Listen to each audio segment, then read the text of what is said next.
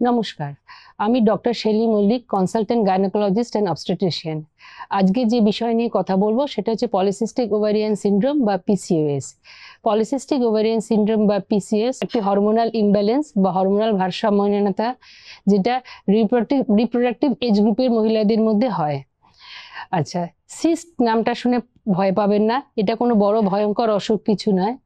Polycystic কথাটা ব্যবহার করা হয় ডিম্বাশয় বা ওভারির মধ্যে যে ফলিকল বা ছোট ছোট ডিমগুলো থাকে সেগুলোকে আল্ট্রাসাউন্ডের মতো সিস্ট বলে দেখায়, সিস্ট হিসেবে দেখায় বলে নামটা হচ্ছে পলিসিস্টিক ওভারিয়ান সিনড্রোম। পিসিওএস বা পলিসিস্টিক ওভারি সঠিক কারণটা অজানা, বা যে কারণগুলো পাওয়া গেছে সেটা হচ্ছে আমাদের শরীরে যে ইনসুলিন হরমোনটা রিলিজ হয় সেটা শরীর যখন সঠিকভাবে ব্যবহার করতে পারে না, তখন শরীর রক্তে সুগারের মাত্রা বেড়ে যায় বা পুরুষ হরমোন অ্যান্ড্রোজেন লেভেলটা বেড়ে যেতে পারে। দ্বিতীয় কারণ জেনেটিক রিজনের জন্য পলিসিস্টিক ওভারি হতে পারে।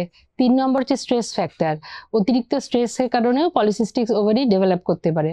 যে পলিসিস্টিক ওভারির সিমটমস যেগুলো হয় সেগুলো হচ্ছে অনিয়মিত পিরিয়ডস হওয়া বা একান্তই একবারেই পিরিয়ডস না হওয়া, শরীরে বা মুখে অতিরিক্ত লোম গজানো, মুখের মধ্যে ব্রণ বা অ্যাকনি ডেভেলপ করা, ত্বকের সমস্যা, ঘাড় বা বগল বা ব্রেস্টের নিচের স্কিনগুলো কালো হয়ে যাওয়া, বা মাথার চুল পাতলা হয়ে যাওয়া।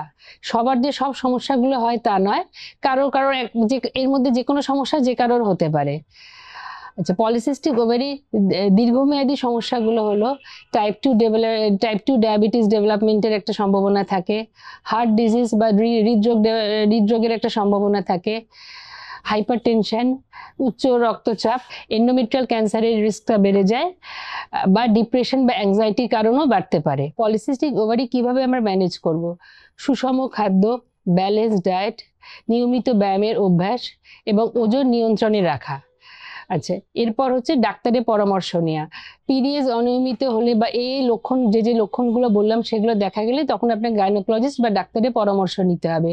ডাক্তার ইরেগুলার পিরিয়ডসের জন্য বার্থ কন্ট্রোল পিলস বা ইনসুলিন রেজিস্ট্যান্সের কমানোর জন্য ওষুধ বা ফার্টিলিটি ট্রিটমেন্ট আপনাকে দিতে পারেন। পলিসিস্টিক ওভারি একটা সাধারণ হরমোনাল ডিসঅর্ডার, এটা কখনো ট্রিটেবল নয়, বাট কিন্তু এটাকে সম্পূর্ণভাবে নিয়ন্ত্রণ করা যায়।